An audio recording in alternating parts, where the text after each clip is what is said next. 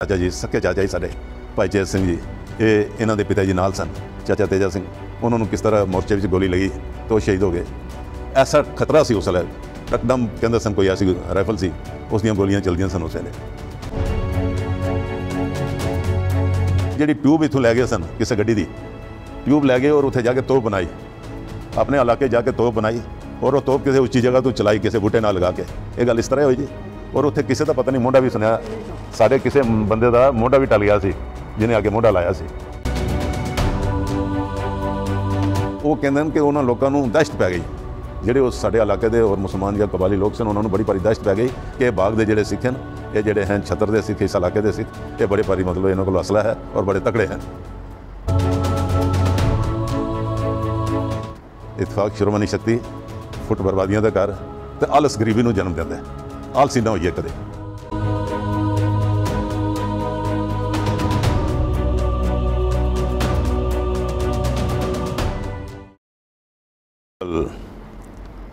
तन तन श्री गुरु ग्रंथ साहब महाराज की हजूरी सज बैठी सन्मानयोग साध संगत जी वाहिगुरू जी का खालसा वाहिगुरू जी की फतेह। कई बारी जिक्र आया इत्थे इकत्तर होने का इतफाक विच सारे रल मिल के बैठिए।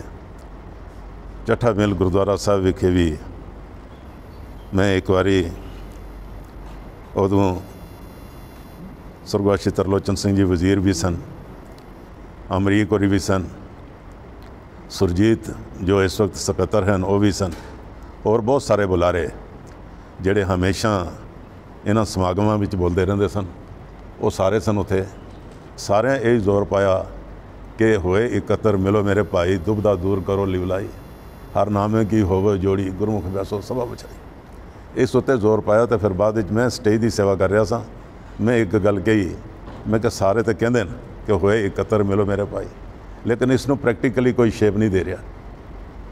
होए इकत्तर प्रैक्टिकली इकट्ठे होना है क्या के चले जाते हैं सब फिर सारे एक दूजे के मूँह देख के थोड़ी मुँह हसी कर लग पे जोड़े बुलारे सन उच्च कोटि के जोड़े हमेशा समागमों में आते सन।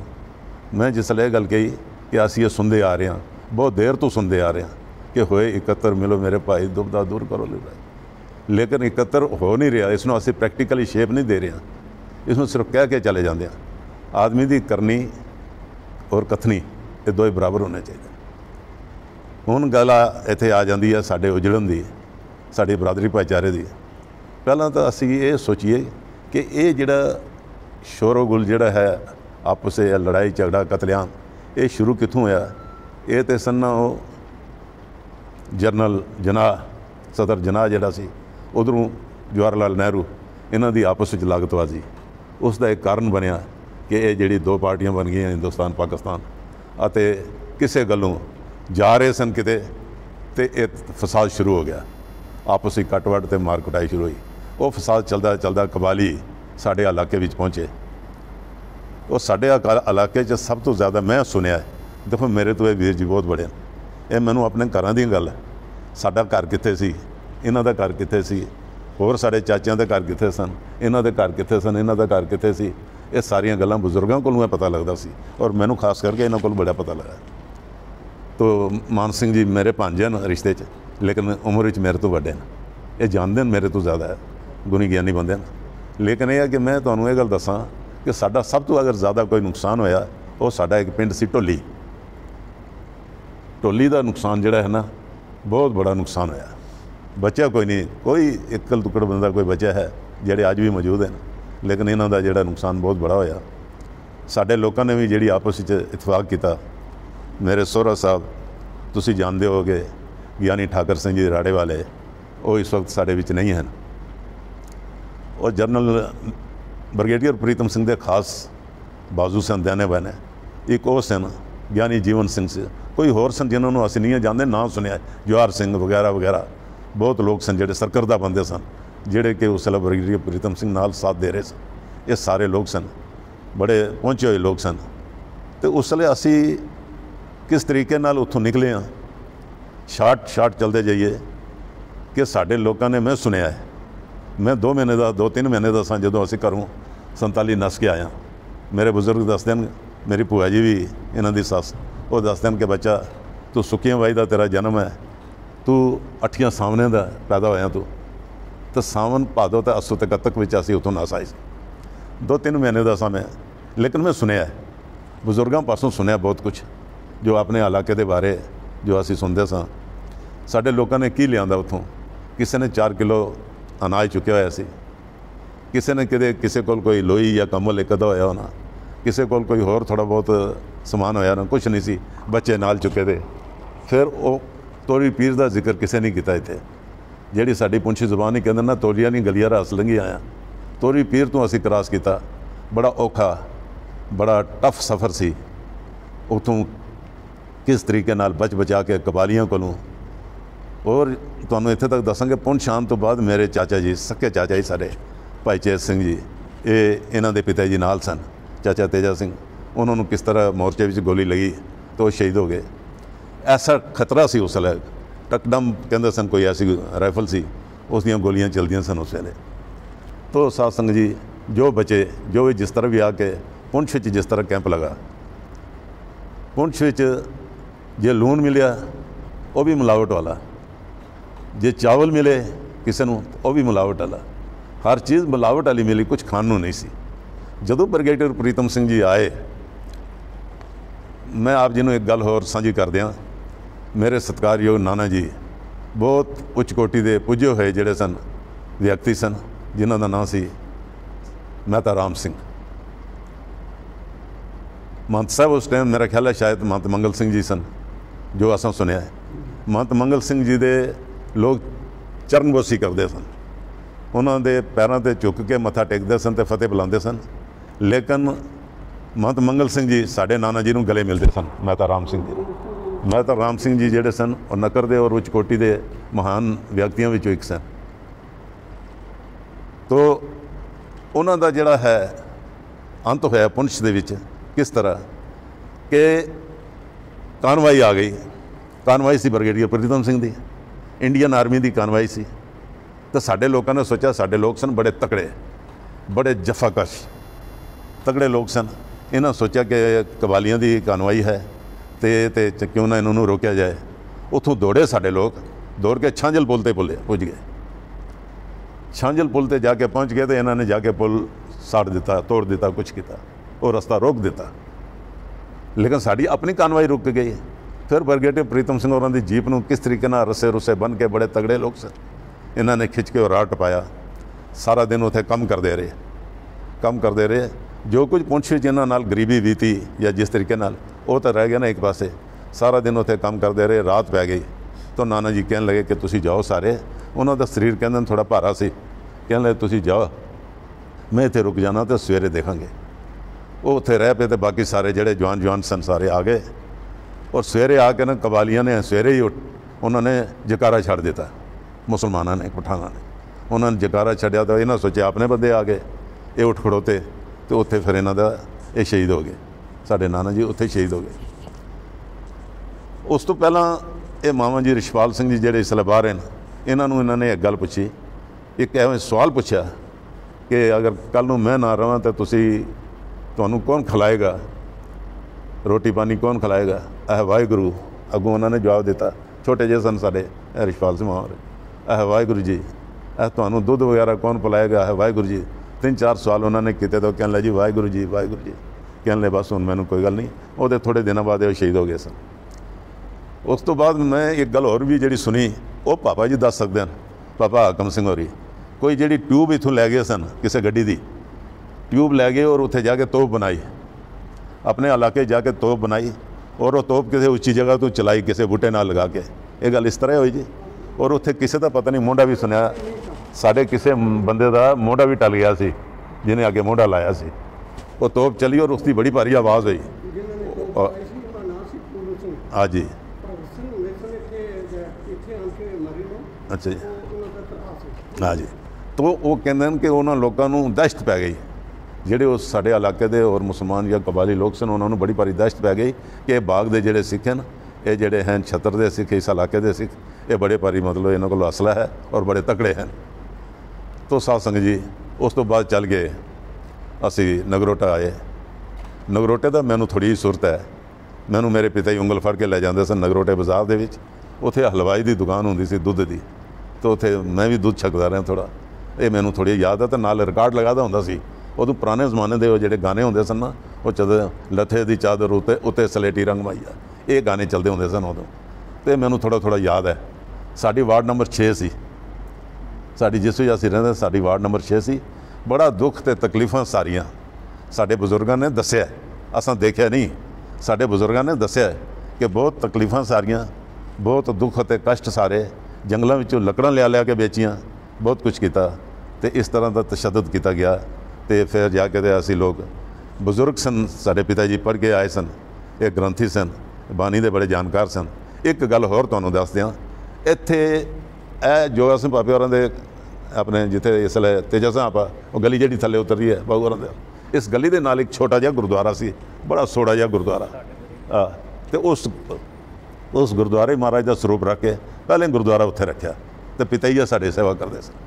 दूसरा गुरुद्वारा साहब फिर के किया कि इन्हां दे पिता जी ने 2 मरले जगह दी अपने बेड़े विच, इत्थे 2 मरले इन्हां ने जगह दी, 2 मरले जगह दी। सत्कारयोग भाई साहब भाई हिम्मत सिंह जी साडे जिहड़े भैन जी मेरी भैन दे सोहरा साहब, उन्होंने भी 2-2 मरले जगह लैके 4 मरले जगह जो गुरुद्वारा साहब बनया। सारिਆਂ ने किसी एक बाला दिता, किसी एक शतीरी दी, किसी 50 रुपए दिते, किसी 100 रुपए दिते, वो गुरुद्वारा साहब बनया। और इत्थे साडा सत्संग होने लग पिया। अज अगर कोई जोटियां के शब्द असीं पढ़ते हैं या कुछ थोड़ा बहुत सानू याद है, वो देन है सत्कारयोग चाचा तेजा सिंह जी की। ये शामी सानू सारिਆਂ ਨੂੰ इकट्ठे जदों गड्डी लैके टैंक लैके आ जान ना पठानकोट तो, ये सानू सारिਆਂ ਨੂੰ इकट्ठे करके तो ये शब्द वगैरह तो जोटियां के शब्द सिखाते सन। की होया कि बारिश नहीं सी हो रही, इधर थले मुंजी फसल लगानी सी, टाइम ज़्यादा हो रहा है, बारिश नहीं हो रही, तो सारे इकट्ठे होके हवालदार बचन सिंह होरी भी होंदे सन, और भी बहुत सारे ये थले साडे मावा हिम्मत सिंह, दूसरे जीत सिंह मावरी, सारे बुजुर्ग ये सारे इकट्ठे होके कहते भाई जी बारिश नहीं हो रही, कुछ उपाय किया जाए। तो प्रसाद वास्ते उदों थोड़े थोड़े लोग 5 आने 10 आने देंदे सन, थोड़े थोड़े पैसे प्रसाद बनाया गया। तो पिता जी साडे ने मलार दी वार दा पाठ किया, मलार दी वार दा पाठ किया। उस तो बाद जिस अरदास हो रही सी, मेरे सामने की गल है, 1-2 बार ऐसा चांस होया कि बारिश एकदम उधरों अरदास हो रही है, मलार दी वार तो बाद गुरबानी च कितनी शक्ति है, क्योंकि असी लोग जुड़े हुए सन, साडे विश्वास सी, बहुत एकता और इस चीज़ का विश्वास सी, और डेरे नूं असीं मनदे सन। तो इस करके तो उस वेले एकदम बारिश शुरू हो गई, और सारिਆਂ ਦਾ ਜਿਹੜਾ ਇਹ ਕੰਮ होया 1-2 बारी ऐसा चांस मेरे देखते देखते होया। और भी कई गल्लां ਜਿਹੜਾ समा लंबे रहा इस वेले दस नहीं सकते, लेकिन ऐसियां गल्लां ਜਿਹੜੀਆਂ कि सामने आईयां साडे, और इस तरह का वातावरण बने। और एक बारी इस तरह मान साहब जी, वड्डे मान साहब मान बचित्र सिंह जी, उन्होंने तो दर्शन खूब होए। और तुहानूं ये भी दसीए कि ਜਿਹੜੇ असीं कलिंडरी की है, असां जिहड़ी कलिंडरियां कीतियां, मैनूं तो मेरे पिता जी बाबा दीदार सिंह को बाजा सीखण वास्ते, कीर्तन सीखण वास्ते भेजदे सन, लेकिन नहीं मेरी इच्छा सी कि मैं ड्राइवर बना। मेरे नाल दे जिहड़े सन वो कलिंडरियां कर लग पे, वो आके लगे दसन गल, तो उस पासे मैं उधर नहीं सा जांदा बाजा सीखण वास्ते या कीर्तन सीखण लई। मैं ग्राउंड विच हाकी खेल के तो घर आ जाना। सबर संतोख इतना सी कि माता जी गुजर गए बचपन विच, लेकिन अपने विहड़े विचों थोड़ा पूदना, थोड़ा वो चीज़ां प्याज श्याज होकां शुकां चुन के चटनी बना के आपे, और गुआढ़ तो लस्सी लेनी, अपने चाचा नेत्र सिंह होरां दे घरों, परले पासे भाई गुरबख्श सिंह होरां दे घरों, अपने नानकियां दे घरों लस्सी का गड़वा एक लेना लैके वो प्रशादे छकने चटनी नाल छक के, तो फिर हाकी जिहड़ी है ना देसी हाकी बनाई दी हुंदी सी, सनत्थे दियां हाकियां टाली दियां हाकियां लैके तो ग्राउंड ही चले जाना, उत्थे जाके हाकी खेलनी। ऐसा भी एक समा देखा असां।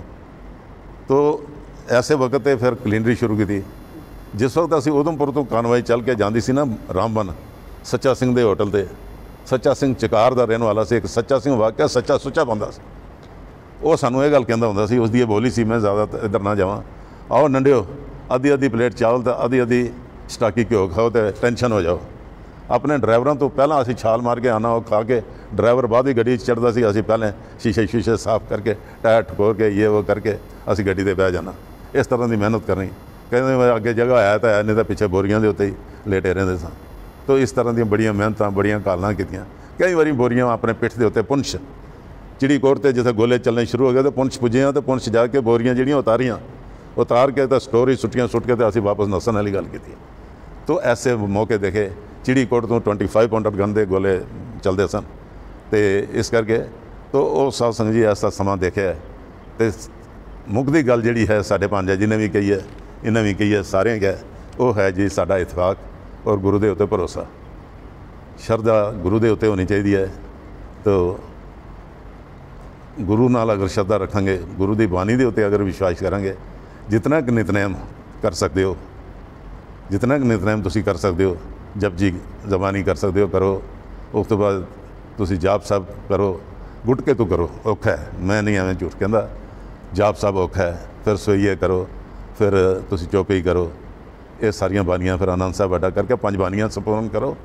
तो उस तो बाद तुसीं गुरु नाल जुड़े रहो। जिन्हां कोल टाइम है अपने काम काज ते जाओ। ये समझो कि असीं अज पाठ नहीं होया, अज गुरुद्वारे नहीं जा सके, कोई घाट रह गई है। अपने दिल में सोचना पैंदा होंदा है कि अज मैं गुरुद्वारे भी नहीं जा सकिया, अज मेरे को पाठ भी नहीं हो सकिया, मेरे को कोई घाट रह गई है। इस करके बैठ के उस वेले बैठ के उस कमी नूं पूरे करो, सुखमनी दी कुछ अष्टपदियां करो, सुखां दी मनी है। ये साडे भांजा जी ने लगातार कितनी देर ये सुखमनी करते रहे गुरुद्वारा साहब विच, मैनूं पता है।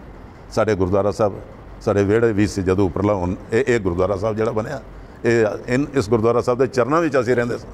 तो सवेरे सवेरे उठ के जिस वेले भाई लहना सिंह होरी उठ के मंगला चरण पढ़ते होंदे सन, धन्नो सवेला जित दर्शन करना, बड़ी उच्ची आवाज़ विच बड़ा चंगा लगदा सी सानूं। और नाल ही एक गल होर कि पुंछ के बारे उन्हां दी एक लाइन तुहानूं सुना देना।